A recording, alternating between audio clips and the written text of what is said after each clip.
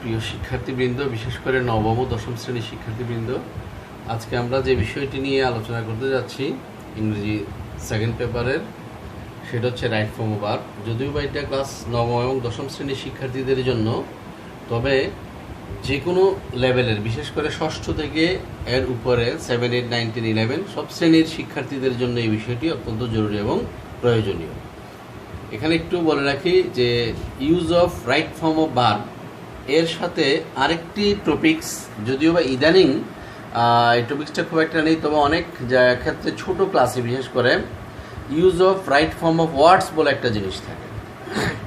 এই দুইটার মধ্যে পার্থক্যটা তোমরা সহজেই বুঝতে পারবে। Use of right form of words এটা ব্যাপক, কারণ এখানে তো use of right form of ওয়ার্ডসে তোমাকে নাউন, মানে যে পার্টস অফ স্পিচ রয়েছে বিভিন্ন রকমের নাউন, অ্যাডজেক্টিভ, অ্যাডভার্ব কিংবা ভার্ব, প্রিপোজিশন বা কনজাংশন, ইন্টারজেকশন, এই ধরনের বিভিন্ন শব্দের যথাযথ, বিশেষ করে noun, pronoun, verb, adverb, adjective, এই আইটেমগুলোকে শুদ্ধভাবে ব্যবহার করার জন্য দেয়া হয়।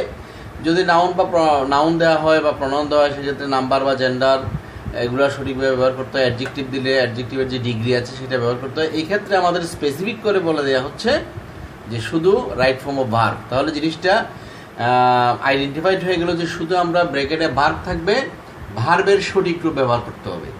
আর এখানে বলে রাখা ভালো যে ভার্বের সঠিক রূপ বলতে তোমরা সবাই জানো যে আমরা ভার্বের সঠিক রূপটাকে মূলত আমরা টেন্স বলেই চিনে থাকি বেশিরভাগ। অতএব এটা সহজেই অনুমেয় যে রাইট ফর্ম অফ ভার্ব বলতে মূলত আমরা ভার্বকে ওই সেন্টেন্সের টেন্স ধরে সঠিকভাবে ব্যবহার করতে পারি কিনা সেই বিষয়টা নিয়ে আমরা মেনলি আলোচনা করব। আসো আমরা আমাদের আলোচনায় যাই। তো শুরুতেই তোমাদের সবাইকে আমার পক্ষ থেকে ওয়েলকাম জানাচ্ছি।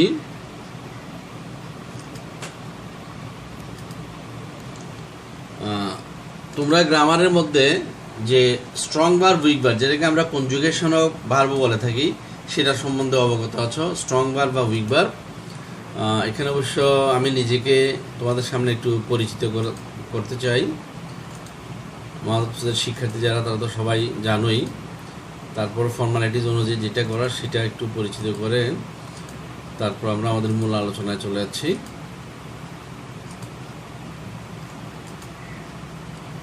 এখানে ক্লাস এবং সাবজেক্ট আমি আগেই বলেছিলাম যে 6 থেকে শুরু করে একেবারে 12 ক্লাস পর্যন্ত গ্রামারের আইটেমের মধ্যে আমাদের আজকের আলোচ্য বিষয়টা আসে। এবং এখানে তোমরা দেখতে পাচ্ছ সাবজেক্ট লেখা আছে এখানে যে ইংলিশের মধ্যে, এবং টপিকস হচ্ছে রাইট ফর্ম অফ ভার্ব।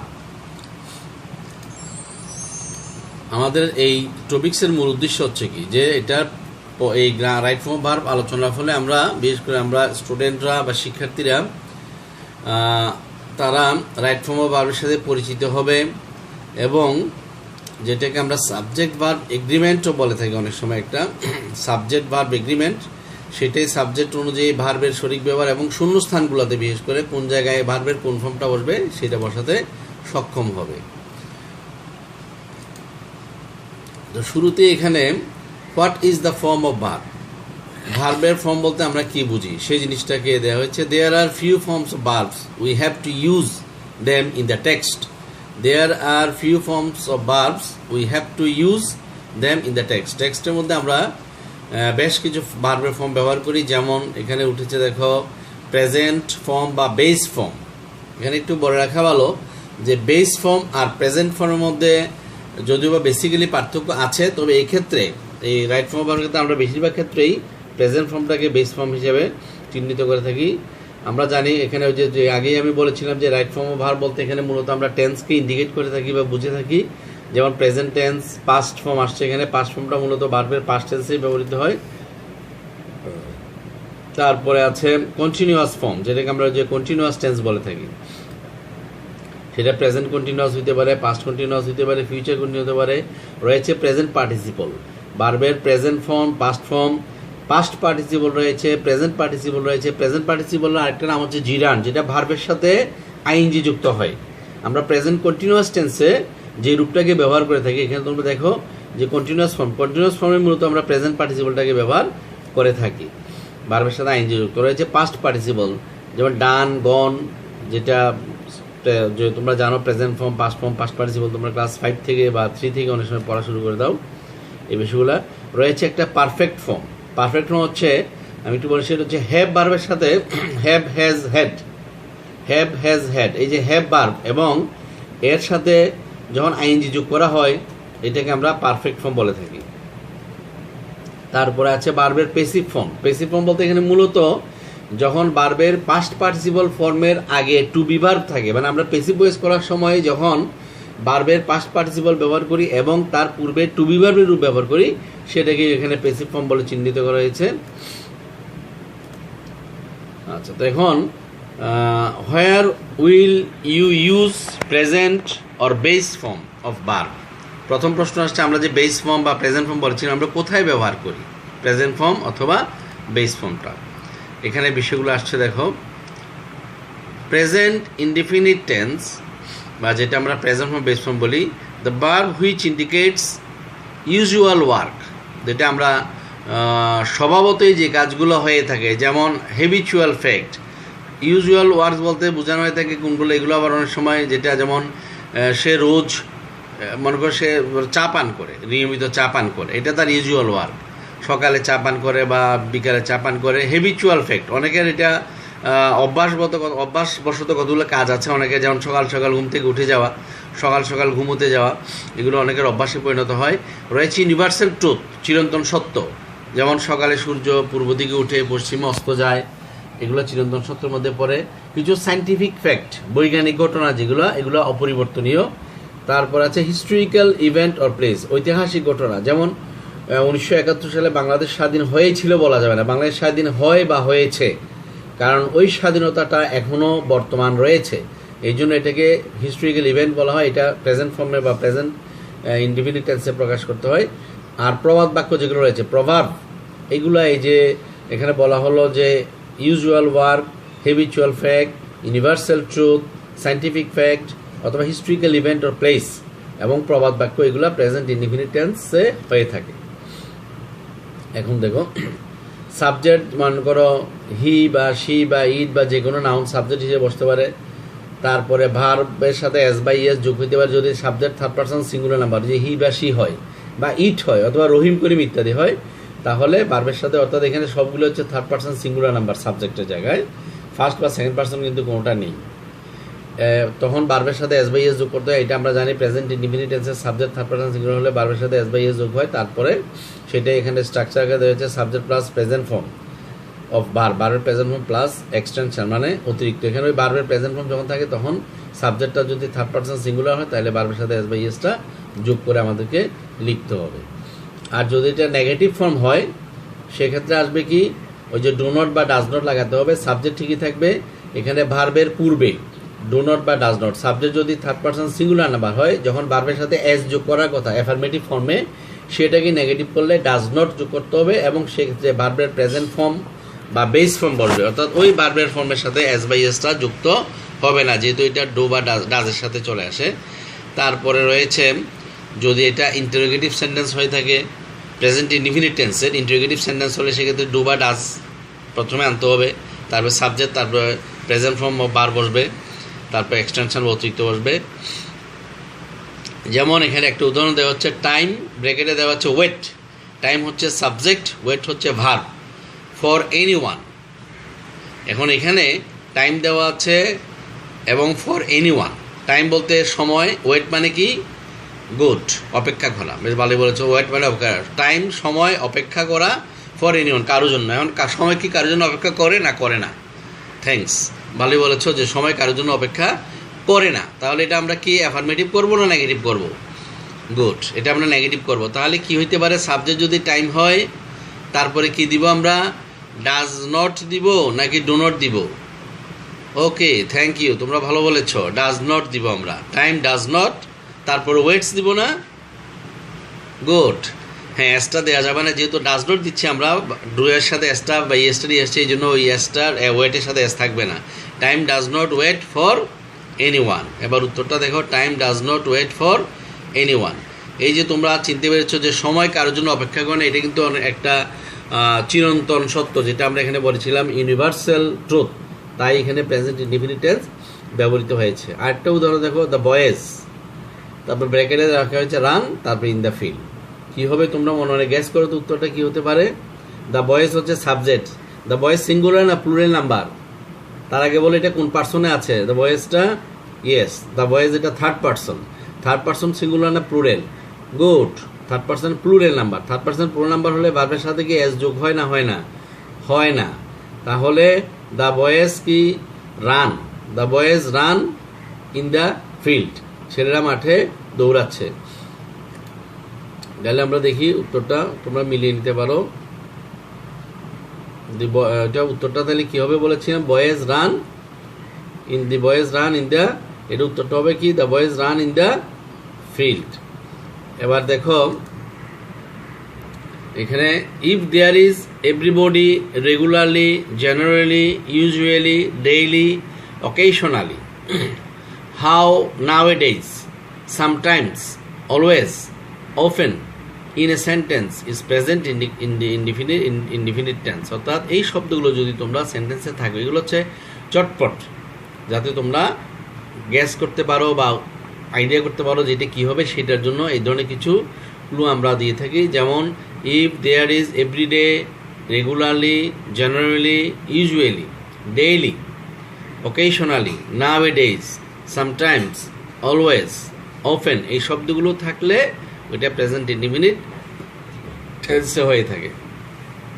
গঠনটা এখানে দেখানো হয়েছে আবার, subject plus present form of verb plus extension. যেমন ওই যে সাবজেক্ট যদি থার্ড পার্সন সিঙ্গুলার হয় সেটা দেখানো হচ্ছে, তাহলে ভার্বের সাথে এস বা ইয়েস যোগ হবে, আগে যেটা বলা হয়েছিল। আর সাবজেক্ট যদি এখানে যদি বাক্যটা নেগেটিভ হয় তাহলে সাবজেক্টের পরে ডু নট বা ডাজ নট হবে, এটা আগে আমরা বলেছিলাম। কোশ্চেন হলে ডু বা ডাজ দিয়ে শুরু হবে। এখানে আরও উদাহরণ দেওয়া হয়েছে, শি অলওয়েজ, এই যেখানে একটা শব্দ ছিল তোমরা দেখেছো আগে যে কোন কোন শব্দ প্রেজেন্ট ইনডিফিনিট হয়, এখানে যে অলওয়েজ শব্দটা দেখো, অলওয়েজটা আছে, তাহলে এখানে অলওয়েজ আছে। শি অলওয়েজ স্পিক দিয়ে দেওয়া আছে ট্রুথ, তাহলে এখানে কি আছে, এই যে শিটা কোন সাবজেক্ট কি থার্ড পার্সন সিঙ্গুলার নাম্বার এবং অলওয়েজ আছে, তাহলে এটা প্রেজেন্ট ইনডিফিনিট টেন্স হবে। প্রেজেন্ট ইনডিফিনিট টেন্স হলে ভার্বের সাথে এস যোগ হবে, তাহলে কি বলতে হবে, আমাদের বলতে হবে যে she always speaks the truth. একইভাবে এটা কী হবে, উত্তরটা খেয়াল করো তো, এই যে শি তারপরে গো দিয়ে দেওয়া আছে টু স্কুল রেগুলারলি, এখানে একটা জিনিস কিন্তু তোমাদের চোখ যেন না এড়ায়, সেটা হচ্ছে এই যে দেখো question mark, note of interrogation, question mark প্রশ্নবোধক চিহ্ন, তার মানে বাক্যটা আমাদের ইন্টারোগেটিভ সেন্টেন্সে নিয়ে করতে হবে। তাহলে ইন্টারোগেটিভ সেন্টেন্সে নিয়ে গিয়ে করলে দেখো এই যে কোশ্চেন সেন্টেন্সের গঠনটা আছে ডু বা ডাজ, আমরা এখানে কি দিব, ডু দিব না ডাজ দিব, গুড, ভালোই বলেছো, আমাদের এখানে ডাজ দিতে হবে, যেহেতু এখানে শি থার্ড পার্সন সিঙ্গুলার, তো সি এর সাথে গোজ হয়, ওই এস বা ইয়েসটা বার্বের সাথে এসে হয়ে যাবে ডাজ, তারপরে সাবজেক্ট হচ্ছে শি, ডাজ শি, স্ট্রাকচারটা দেখো, ডাজ শি, বার্বের প্রেজেন্ট ফর্ম গো থাকবে, তখন does she go to school regularly. তো এখানে দ্বিতীয় যে স্ট্রাকচারটা দেওয়া আছে, যে তোমরা আগের উত্তরগুলো লিখতে পেরেছ, অর্থাৎ এই যে এখানে যে আমরা দুইটা গঠন, শি অলওয়েজ ব্র্যাকেটে স্পিক ছিল দ্য ট্রুথ, এটা উত্তর কি হবে বলেছিলাম, তোমরাই বলেছিলে অবশ্য, she always speaks the truth, লিখেছো মিলিয়েছো উত্তর, স্পিক্স দ্য ট্রুথ। আর এটা হবে does she go to school regularly, does she go to school regularly.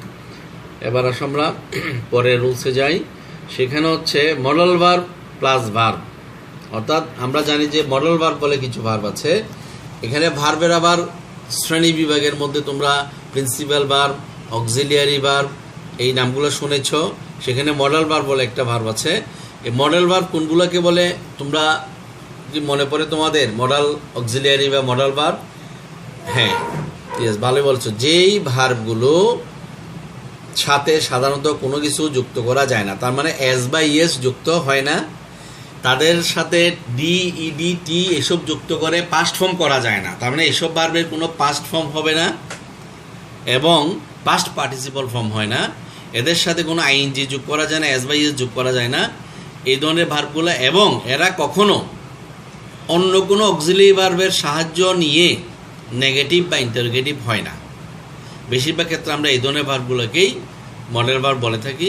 যেমন এখানে মডেল ভার্ব একটা চার্ট দেওয়া হয়েছে, দেখো, may, might, can, could, must, should, would, shall, will, need, dare, used to, have to, has to, had to, এদের পরে present form of verb, মানে ভার্বের প্রেজেন্ট ফর্ম দিতে হবে।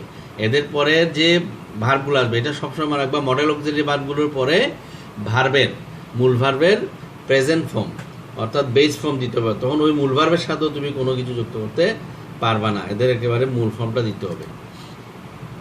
যেমন দেখো এখানে একটা উদাহরণ তোমাদের করার জন্য বলেছে, এভরিবডি ক্যান, ব্র্যাকেটে দেওয়া হচ্ছে ওয়ার্ক, তারপর আছে আউট দ্য সাম। এভরিবডি হচ্ছে সাবজেক্ট, এখানে ক্যান দেওয়া আছে। ক্যান হচ্ছে কি, এই যে মডেল অক্সিলারি ভার্বের মধ্যে দেখো ক্যান, তাহলে ক্যানের পরে সোজা হিসাবে ওয়ার্ক ওয়ার্ক থেকে যাবে। কারণ আমরা আগে রোলসে দেখেছি যে মডেল অক্সিলারি ভার্বের পরে ভার্বের কোনো পরিবর্তন হয় না। তো যেহেতু মডেল অক্সিলারি পরে ভার্বের কোনো পরিবর্তন হয় না, ওয়ার্ক বসে যাবে, এই সহজ হিসাব। অতএব তোমরা যদি মডেল অক্সিলারিগুলো মনে রাখতে পারো তাহলে তোমাদের জন্য কাজটা অনেক সহজ হয়ে যাবে। মডেল অক্সিলারির পরে যে ভার্ব আসবে ভার্বের সেই রূপটাই মানে প্রেজেন্ট ফর্মটা বা বেস ফর্মটা বসে যাবে। Everybody can work out the same. মনে করে এখন কথা কথা এখানে ক্যানটা তুলে দেওয়া হলো, ক্যানটা রাখা হলো না, এভরিবডি দিয়ে ব্র্যাকেটে ওয়ার্ক দেওয়া হলো। সেই ক্ষেত্রে তোমরা কি ব্যবহার করবে? দ্যাটস গুড, ঠিক বলেছ, এভরিবডি ওয়ার্কস আউট দ্য সাম। তখন আমরা ওই ভার্বের সাথে এস যোগ করে দিব, যেহেতু everybody third person single number, কিন্তু ক্যান দিলে আর ওয়ার্কস দেওয়া যাবে না, ওয়ার্ক বসবে। গুড। আসো বি নাম্বারে, দে শুড, ব্র্যাকেটে হচ্ছে কমপ্লিট এ কোর্স। তো এখানে শুড ভার্বটা আমরা কোথায় দেখতে পাচ্ছি? এই যে মডেল অক্সিলারিতে দেখতে পাচ্ছি। তাহলে শুডের পরে কমপ্লিট কমপ্লিট বসে যাবে, সোজা হিসাবে they should complete a course. এখানে আর অন্য কোনো ভাবারও দরকার হয় না, যদি তোমরা এটা মনে রাখতে পারো। মাস্ট, আমরা জানি মাস্টের পরে কি বসবে? মাস্টের পরে ভার্বের মূল রূপ বসে যাবে admit. You must admit the truth, হয়ে গেল। মডেল অক্সিলারি ভার্বগুলোর ক্ষেত্রে এই নিয়মটা খেয়াল রাখবে। এবার দেখো আসছে 3 নম্বরে টু প্লাস ভার্ব, যেটাকে আমরা ইনফিনিটিভ বলি। তোমাদের নিশ্চয়ই মনে আছে ভার্বের শ্রেণীবিভাগের ক্ষেত্রে আমি একটু আগে বলেছিলাম যে প্রিন্সিপাল ভার্ব, অক্সিলিয়ারি ভার্ব, ওখানে আবার মডেল অক্সিলিয়ারির কথা বলেছিলাম। এর বাহিরেও ভার্বের যে শুরুতে একেবারে শ্রেণীবিভাগের মধ্যে ওখানে আমরা আমাদের ভার্ব যেটা পার্টস অফ স্পিচ ক্লাসে আলোচনা করেছিলাম, ফিনিট ভার্ব এবং নন ফিনিট ভার্ব। ভার্বের প্রধান দুটি শ্রেণীবিভাগ কিন্তু ফিনিট ভার্ব, নন ফিনিট ভার্ব। সেই ফিনিট ভার্ব এবং নন ফিনিট ভার্বের মধ্যে, নন ফিনিট ভার্বের মধ্যে আবার ইনফিনিটিভ, পার্টিসিপল এবং জিরান্ড। তোমাদের খেয়াল আছে এর আগের রুলে আমরা প্রেজেন্ট পার্টিসিপল অবলিক জিরান্ড বলেছিলাম। প্রেজেন্ট পার্টিসিপল অবলিক জিরান্ড অর্থাৎ ভার্বের সাথে এস বাই এস যোগ করে যেটা, এইরকম জিরান্ড, এটা এক ধরনের নন ফিনিট ভার্বের মধ্যে আছে। ইনফিনিটিভ যেটা অর্থাৎ ভার্বের আগে যদি টু ব্যবহার করা হয়, এই টু এর পরে ভার্বের মূল রূপ ব্যবহার করতে হবে। এর সাথে কখনো তুমি এস, ইএস, আইএনজি এসব যোগ করতে পারবা না, অনেকটা মডেল অক্সিলারি ভার্বের রূপের মতোই। এদের পরে তোমাকে সব সময় ইনফিনিটিভ ফর্ম হলো টু প্লাস ভার্বের মূল রূপ। টু প্লাস এই যে ইন অর্ডার টু, তবে হ্যাভ টু আগে বলা হয়েছিল, has to, had two, going to, এদের পরে ভার্বের বেস ফর্ম মানে এস, ইএস এই ধরনের কোনো কিছু যোগ করা যাবে না, ডিইডিটি যোগ করা যাবে না, আইএনজি যোগ করা যাবে না, একেবারে বেস ফর্ম দিতে হবে। যেমন এক্সাম্পল দেখো, মাই মাদার টোল্ড মি টু, দিয়ে এখানে সিট দেওয়া আছে, সোজা হিসাব টু এর পর এখানে ভার্বের রূপটা পাল্টাবে না, যেহেতু এটা টু ইনফিনিটিভ, এরপরে ভার্বের একেবারে বেস ফর্ম সিট বসে যাবে। তাহলে my mother told me to sit for reading, my mother told me to sit for reading. এখানে একটা কথা বলে যে রিডের সাথে আইন যেখানে যুক্ত হলো, এফর্টটা কি তোমাদের মনে আছে? কে বলতে পারো এফর্টটা কি? গুড, ভালোই বলেছো, সুমন সুন্দর বলেছে যে ফর হচ্ছে প্রিপোজিশন এবং প্রিপোজিশনের সাথে পরে ভার্বের সাথে আইনজি যোগ করতে হয়, তাই ফরের পর এখানে আইনজি রিডিং হয়েছে। My mother told me to sit for reading. আচ্ছা, তারপরে আসো, I went to market in order to, bracket আছে বাই এ নিউ বুক, এখানে টু আছে, বাই বসে যাবে, টু বাই নিউ বুক।